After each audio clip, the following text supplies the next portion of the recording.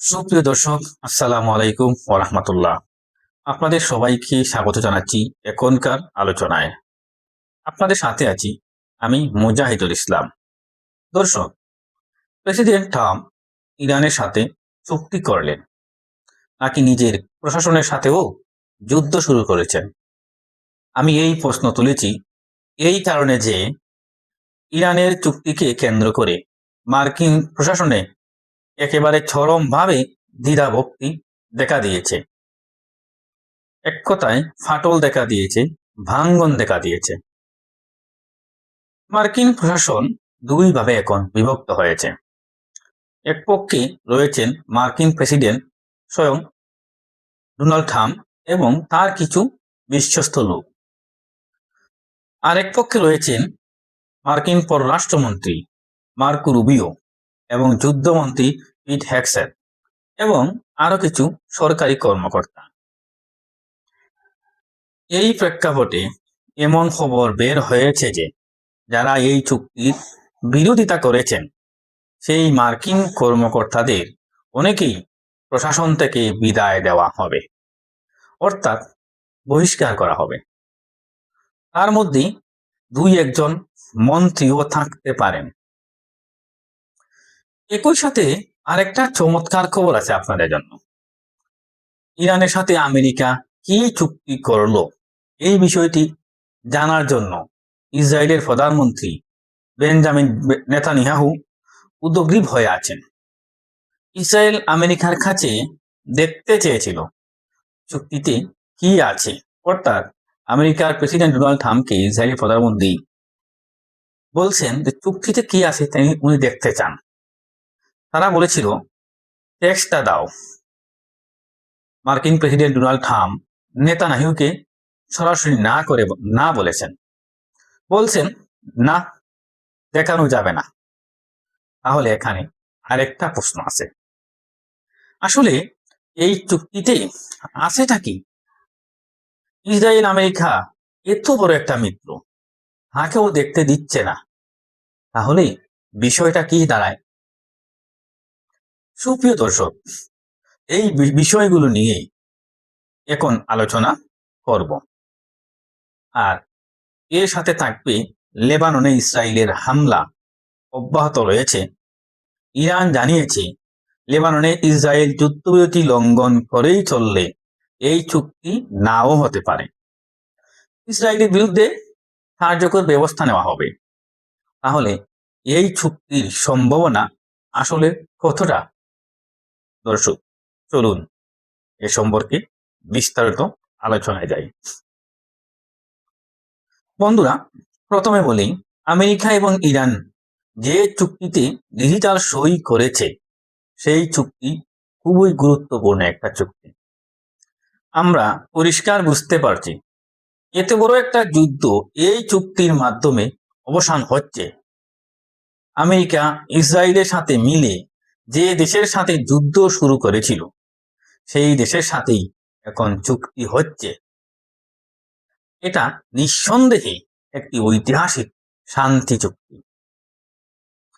কিন্তু এই চুক্তিতে কি আছে সেটা ইরানকেও প্রকাশ করতে দিচ্ছে না মার্কিন প্রশাসন, আর আমেরিকা নিজেও প্রকাশ করছে না। ইরানের ভেতরে এই চুক্তির কিছু বিষয় প্রকাশ হয়েছিল, তাতে মার্কিন প্রেসিডেন্ট ডোনাল্ড ট্রাম্প উম্মা প্রকাশ করে না করে বলেছিলেন, ফেক বলেছিলেন, একটু রাকি ভাব দেখিয়েছিলেন। তিনি বলেছিলেন ইরানের যে চুক্তির খসড়া প্রকাশ হয়েছে এটা একটি ফেক নিউজ, এটা ঠিক না। হয়তো ইরানকে কোনো বেগ চ্যানেলেও বার্তা দিয়েছিলেন এই চুক্তির কথা পাশ করা যাবে না। আমেরিকা তো এই চুক্তি পাশ করেনি। ইসরায়েল এই চুক্তি দেখতে চেয়েছিল, জানতে চেয়েছিল চুক্তিতে কি আছে, কিন্তু ইসরায়েলকে চুক্তিটি দেখানো হয়নি। ইসরায়েলের প্রধানমন্ত্রী বেনিয়ামিন নেতানিয়াহু চুক্তি দেখতে দেওয়া হয়নি। তার মানে এখানে একটা প্রশ্ন আসছে, চুক্তিতে এমন কিছু আছে যা ইসরায়েল মানতে চাইবে না, পছন্দ করবে না, আমেরিকার সাথে প্রকাশ্য দ্বন্দ্ব শুরু করবে। তার জন্যই এই চুক্তিটা ডোনাল্ড ট্রাম্প ইসরায়েলকে দেখাননি। এমনকি এই চুক্তি যাতে না হয় তার ব্যবস্থা করার চেষ্টা করবে। চুক্তিকে বানচাল করে দিতে পারে ইসরায়েল। এই আশঙ্কা থেকেই ডোনাল্ড ট্রাম্প ইসরায়েলকে চুক্তি দেখতে দেননি। মার্কিন কর্মকর্তাদের বা জনগণকেও এই চুক্তি খোলাখুলিভাবে জানানো উচিত ছিল ডোনাল্ড ট্রাম্পের, কিন্তু তার কিছুই করা হয়নি। বন্ধুরা, শুধু তাই না, এই চুক্তির বিরোধিতা করার কারণে মার্কিন প্রশাসনে একদম সুস্পষ্ট ভাঙ্গন দেখা দিয়েছে, ফাটল দেখা দিয়েছে। তাদের মধ্যে এক পক্ষে রয়েছেন মার্কিন president Donald Trump, vice president JD Vance, Iran বিষয়ক বিশেষ প্রতিনিধি স্টিভ উইটকফ এবং ট্রাম্পের জামাতা ও অন্যতম আলোচক জারেড কুশানার। এই চারজন এক পক্ষে রয়েছেন, আমরা এতটুকু জেনেছি। আর অন্য পক্ষে রয়েছেন মার্কিন যুদ্ধমন্ত্রী পিট হেগসেথ, পররাষ্ট্রমন্ত্রী মার্কো রুবিও এবং সিআইএ প্রধান জন রেডক্লিফ। হয়তো তাদের সাথে আরো দুই একজন কর্মকর্তা থাকতে পারেন। বন্ধু, মার্কো রুবিও, পিট হেগসেথ এবং জন রেডক্লিফ বলেছেন এই চুক্তি করলে ইরান ভবিষ্যতে কিছু কিছু বিষয় মানবে না। পরমাণু ক্ষেত্রে ইরান তার ওয়াদা পালন করবে না। এই চুক্তি করে কোনো লাভ হবে না। আসল সমস্যার সমাধান হচ্ছে না, বরং ইরানের বিরুদ্ধে যুদ্ধ করা উচিত তাদের মতে। আর মার্কিন vice president JD Vance, Donald Trump, Witkoff ও কুশানা বলেছেন কূটনীতিকে সুযোগ দেওয়া বারবার দরকার। কূটনীতিকে এড়িয়ে চলা যাওয়া যাবে না। কূটনৈতিক প্রক্রিয়ায় সমস্যার সমাধান করতে হবে, যুদ্ধ করে নয়। এখন মার্কিন প্রেসিডেন্ট ডোনাল্ড ট্রাম্প মার্কিন প্রশাসনের কিছু কিছু লোকজনকে সরিয়ে দিতে চাইছেন, এমনকি একজন মন্ত্রীকেও সরিয়ে দেবেন বলে কথা বের হয়েছে। আসলে এই মন্ত্রীটা কে? ইনি হচ্ছেন যুদ্ধমন্ত্রী পিট হেগসেথ। ডোনাল্ড ট্রাম্প পিট হেগসেথকে সরিয়ে দিতেই পারেন, নতুন কোন ব্যক্তিকে যুদ্ধমন্ত্রী নিয়োগ করতে পারেন। আরেকটা ব্যাপার হচ্ছে সিআইএ প্রধান জন রেডক্লিফকেও সরিয়ে দিতে পারেন মার্কিন president Donald Trump. Donald Trump বলেছেন নিজের প্রশাসনের কাজ আমি নিজের মতো করেই করব। এরা সবাই পিছন থেকে আমাকে টেনে ধরেছে, এতদিনে তিনি বুঝতে পেরেছেন যারা টেনে ধরেছে তাদের সেটে ফেলতে হবে। এই চিন্তা ডোনাল্ড ট্রাম্প খুব দৃঢ়ভাবে করতেছেন। ধারণা করা হচ্ছে খুব শিগগিরই তাদের বিরুদ্ধে ব্যবস্থা নেওয়া হবে। সেটে ফেলা হবে, সেটে ফেলা বলি, বরখাস্ত বলি, মোটামুটি ভাবে ট্রাম্প প্রশাসনে একটা আগুন লেগে গেছে, একটা ভাঙ্গন ধরে গেছে। বন্ধু, এখন প্রশ্ন হলো কেন এই বিস্ফোরণ, কেন এই বিভক্তি, আর কেন ইসরায়েল কাউকে বিশ্বাস করতে পারছে না? আসলে চুক্তিতে কি আছে যা শুনলে ইসরায়েল এই চুক্তি হতে দেবে না? মোটামুটি ভাবে আমরা যা ধারণা করছি বা ধারণা পেয়েছি তা হলো ইরানের পরমাণু কর্মসূচি বন্ধ হবে না, একেবারে চিরদিনের জন্য ধ্বংস করা যাবে না, এমন কোন শর্ত এই চুক্তিতে উল্লেখযোগ্য নেই। দ্বিতীয়ত, ইরানের হাতে যে সমৃদ্ধ ইউরেনিয়াম আছে তার ভাগ্য কি হবে সেটা নিয়ে আলোচনা হবে।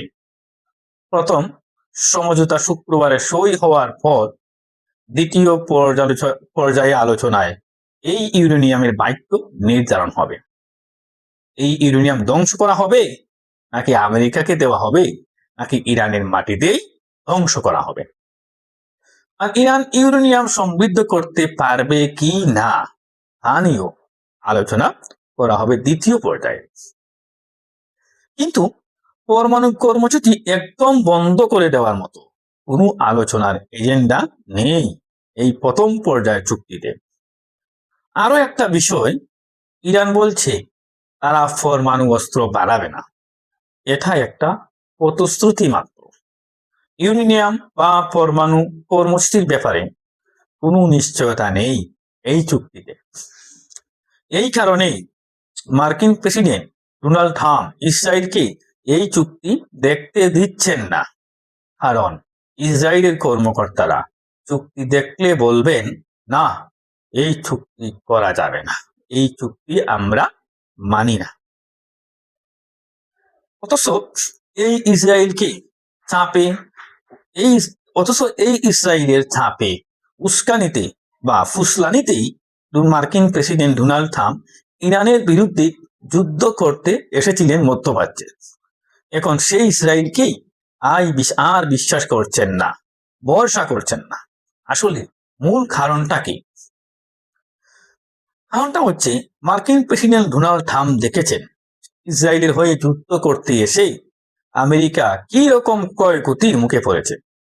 পাশাপাশি ইরানকে হারানোও যাচ্ছে না, বরং ইরান দিন দিন শক্তিশালী থেকে আরো শক্তিশালী হচ্ছে। হরমুজ প্রণালী বন্ধ করে দিয়েছিল ইরান। সারা বিশ্বের জনমত ইরানের পক্ষে চলে গেছে। এই অজনপ্রিয় যুদ্ধে কখনো জেতা যাবে না, এটা ডোনাল্ড ট্রাম্প ভালোভাবেই বুঝতে পেরেছেন। তাই এই যুদ্ধ থেকে যত দ্রুত বের হওয়া যায় সেটাই তিনি এখন খুঁজে বের করার চেষ্টা করছেন।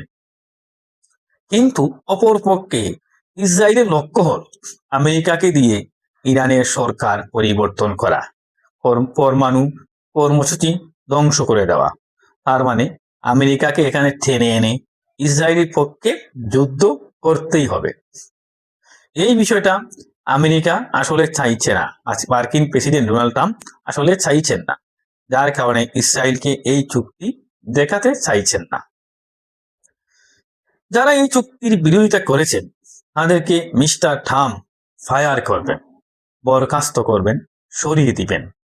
এতদিন যুদ্ধে মার্কিন সেনারা ক্ষতিগ্রস্ত হয়েছে, মার্কিন সামরিক ঘাঁটি, প্রতিরক্ষা সরঞ্জাম সবকিছু ক্ষতিগ্রস্ত বা ধ্বংস হয়েছে। এখন খোদ মার্কিন প্রেসিডেন্ট ডোনাল্ড ট্রাম্পের সরকারই টালমাটাল পরিস্থিতি তৈরি করেছে। ট্রাম্প আর ইসরায়েল মিলে ইরানের সরকার উৎখাত করার যে টার্গেট নিয়েছিলেন সেই লক্ষ্য বহু হত্যাকাণ্ড ঘটিয়েছে।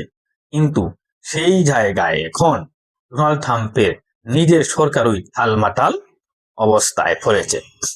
শুধু তাই না, ইসরায়েলে যে সংসদ নির্বাচন হতে যাচ্ছে তাতে বিরোধী দল যেভাবে জোট গঠন করেছে, নেতানিয়াহু এবার আর ক্ষমতায় আসতে পারবেন বলে মনে হয় না। এসব বিবেচনা করে মোটামুটি ভাবে বলা যায় এই চুক্তি বেসিক্যালি ইরানের পক্ষে যাচ্ছে। যার কারণে মার্কিন প্রেসিডেন্ট ডোনাল্ড ট্রাম্প তার দেশের লোকজনকেও এই চুক্তির কপি দেখাতে পারছেন না, এমনকি ইসরায়েলকেও না, কাউকেই না। কারণ এই চুক্তি প্রকাশ করলে ডেমোক্রেটরা ওনাকে চেপে ধরবে, তার দলের সমর্থকরাও চেপে ধরবে, যারা যুদ্ধের পক্ষে তারাও ধরবে, যারা যুদ্ধের বিপক্ষে তারাও ধরবে, ইসরায়েলও আরো বড় চাপে বাড়াবে। এতেই বোঝা যায় ইরান যুদ্ধ নিয়ে মার্কিন প্রশাসন বা ইসরায়েল মারাত্মক রকমের সংকটে পড়ে গেছে। মার্কিন প্রেসিডেন্ট ডোনাল্ড ট্রাম্প গতকাল আরো বলেছেন, ফ্রান্সে G7 শিল্পোন্নত দেশগুলোর সম্মেলনে চলছে। সেখানে কাতারের আমিরের সাথে বৈঠক করার সময় অথবা শীর্ষ সম্মেলনের অবকাশে সাংবাদিকদের সাথে আলাপের সময় ডোনাল্ড ট্রাম্প বলেছেন, ইসরায়েল যে আচরণ করেছে এই আচরণে তিনি আসলে খুশি নন। আসলে ডোনাল্ড ট্রাম্পের মানসিকতা এমন যে তার কর্তৃত্ব থাকবে সব জায়গায়, তিনি হবেন প্রধান নিয়ন্ত্রক, সেখানে কারো ভাগিদার থাকবে না, সেখানে কারো অংশীদার থাকবে না, তিনি মেনে নেবেন না। এই যুদ্ধ এবং চুক্তির মূল মাতবরি ডোনাল্ড ট্রাম্পের হাতেই থাকার কথা। এখানে বেঞ্জামিন নেতানিয়াহু এসে যদি বারবার ট্রাম্পকে টার্গেট করে ডিক্টেট করে ডিরেকশন দেন, এটা করেন ওটা করিলেন না, তাহলে ট্রাম্প বিরক্ত হচ্ছেন, স্বাচ্ছন্দ্য বোধ করছেন না, তাহলে ট্রাম্প বিরক্তি হচ্ছেন আমরা মনে করি। তিনি ভাবছেন, আমি বিশ্বের 1 নম্বর শক্তিশালী একটি দেশের প্রেসিডেন্ট। ইসরায়েলের প্রধানমন্ত্রী এসে আমাকে ডিটেক্ট করবেন, নির্দেশনা দিবেন। এই ডিকটেশনের আচরণ তার পছন্দ হয়নি। শুধু তাই না, হিজবুল্লাহর বিরুদ্ধে ইসরায়েলের দীর্ঘ সময় ধরে যুদ্ধ করছেন। বহু মানুষ মারা গেছে। ডোনাল্ড ট্রাম্প এই বিষয়ে বলেছেন, এটাও ঠিক হয়নি, এটা আমি পছন্দ করছি না। চিন্তা করছেন ডোনাল্ড ট্রাম্প কি ধরনের মানুষ? নেতানিয়াহু এতদিন ধরে হিজবুল্লাহর বিরুদ্ধে যুদ্ধ করে নারী, শিশু থেকে শুরু করে সাধারণ মানুষকেও মারছেন। এটা তিনি পছন্দ করছেন না। তার বদলে নেতানিয়াহু সিরিয়ার জুলানি সরকারকে দিয়ে লেবানন বা হিজবুল্লাহর বিষয়টা হ্যান্ডেল করতে পারতেন। মার্কিন প্রেসিডেন্ট বলছেন, ইসরায়েল এভাবে না করে সিরিয়ার জুলানি সরকারকে লেলিয়ে দিয়ে এইটা হ্যান্ডেল করতে পারত। যেমন এক্সাম্পল ধরা যায়, সীমান্তে কঠোর নিয়ন্ত্রণ আরোপ করা, হিজবুল্লাহর কাছে অস্ত্র পাচার বন্ধ করা। তার মানে লেবাননের বিষয়টা সিরিয়াকে দিয়ে হ্যান্ডেল করাতে আগ্রহী ডোনাল্ড ট্রাম্প। তবে এখানে একটা নেতিবাচক দিক রয়েছে। সিরিয়াকে লেবাননের বিরুদ্ধে লেলিয়ে দেওয়া মানে 2 মুসলিম দেশের মধ্যে একটা সংঘাত তৈরি করা, অর্থাৎ মুসলমানদের দিয়ে হিজবুল্লাহকে ধ্বংস করার একটা চেষ্টা করা। এটা খুবই ঝুঁকিপূর্ণ একটা চিন্তা। আমার বিশ্বাস ডোনাল্ড ট্রাম্পের এই বক্তব্য নিয়ে নানা রকম ব্যাখ্যা বিশ্লেষণ হবে। কারণ এক দেশকে আরেক দেশের বিরুদ্ধে উস্কে দেওয়ার মতো কথা আন্তর্জাতিক আইন বা স্বাভাবিক বিবেচনায় ঠিক না। বন্ধুরা, এবার আরেকটা গুরুত্বপূর্ণ খবর নিয়ে আপনাদের সাথে আলোচনা করি। ইরান আমেরিকার চুক্তির একটা বড় শর্ত হলো, লেবানন সহ পুরো মধ্যপ্রাচ্য অঞ্চলে যেখানে সেখানে ইসরায়েল ও আমেরিকা যুদ্ধ করছে, সেই প্রত্যেকটা জায়গায় যুদ্ধ বন্ধ করতে হবে। এটাই চুক্তির প্রধান শর্ত, 1 নম্বর শর্ত। কিন্তু ইসরায়েল তা মানছে না, তাই স্পষ্ট করে ঘোষণা দিয়েছে তারা মানবে না। ইরানের প্রেস টিভি বলছে, গত 2 দিনে ইসরায়েল 84 বার যুদ্ধবিরতি লঙ্ঘন করেছে। ইরানের পররাষ্ট্রমন্ত্রী আব্বাস আরাকচি স্পষ্ট করে হুমকি দিয়ে বলেছেন, সতর্ক করেছেন। তিনি বলছেন, যুদ্ধবিরতি বজায় রাখতে হলে ইসরায়েলকে অবশ্যই লেবাননে হামলা বন্ধ করতে হবে, আগ্রাসন বন্ধ করতে হবে, অন্যথায় এই যুদ্ধবিরতি সফল হবে না। লেবানন থেকে সেনা প্রত্যাহার করতে হবে, তা না হলে আমরা চুক্তিতে যাব না। ইসরায়েলের বিরুদ্ধে আমরা শীঘ্রই ব্যবস্থা নেব। দেখুন, ইসরায়েল এই চুক্তি বানচাল করার চেষ্টা করছে। ইরান যদি ইসরায়েলের বিরুদ্ধে ব্যবস্থা নেয়, তাহলে ইসরায়েলের লক্ষ্যই পূরণ হয়ে যায়। কারণ ইসরায়েল চাইছে না ইরান আমেরিকা এই চুক্তিটা হোক। এই চুক্তি হলে ইসরায়েলই সবচেয়ে বড় ক্ষতির মুখে পড়বে। সেই কারণে তারা এই চুক্তি বানচাল করতে চেষ্টা চালিয়ে যাচ্ছে। এই বানচাল করার পরিস্থিতি কিন্তু ইসরায়েল নিজেই তৈরি করেছে। এখন ইরান যদি পাল্টা হামলা চালায়, তাহলে চুক্তিটি বানচাল হয়ে যাবে। আর ইরান যদি হামলা না চালায়, তাহলে ইসরায়েল লেবাননের বিরুদ্ধে হামলা চালাতেই থাকবে। এটা আসলে খুব দুর্বিষহ একটি পরিস্থিতি হবে। তখন দেখা যাবে ইরান আমেরিকা চুক্তি হয়েছে, কিন্তু ইসরায়েল লেবানন যুদ্ধবিরতি কার্যকর হয়নি, বরং ইসরায়েল লেবানন ও হিজবুল্লাহকে একদম ধ্বংস করার জন্য যুদ্ধ অব্যাহত রেখেছে।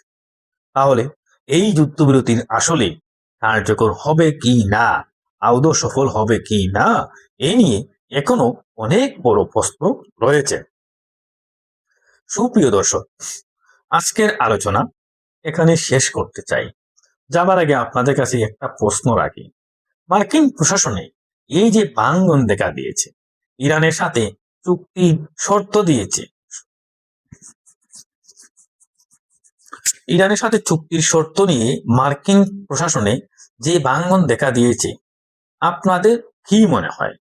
এটা কি প্রকৃতপক্ষেই ভাঙ্গন, নাকি ডোনাল্ড ট্রাম্পের যদি বাড়াবাড়ি দেখেন, তাহলে কি পিট হেগসেট এবং সিআই প্রধানকে সত্যি সরিয়ে দিতে পারেন, নাকি সবই একটি ড্রামা, ছবি একটি নাটক। আপনাদের মতামত কমেন্ট বক্সে জানাতে পারেন। ভিডিও ভালো লাগলে লাইক করবেন, কমেন্ট করবেন, শেয়ার করবেন, চ্যানেলটি সাবস্ক্রাইব করে আমার সাথেই থাকবেন। সুপ্রিয় দর্শক, এখনকার মতো আলোচনা এখানেই শেষ করলাম। আপনারা সবাই অনেক অনেক ভালো থাকুন। আল্লাহ হাফেজ। আসসালামু আলাইকুম ওয়া রাহমাতুল্লাহ।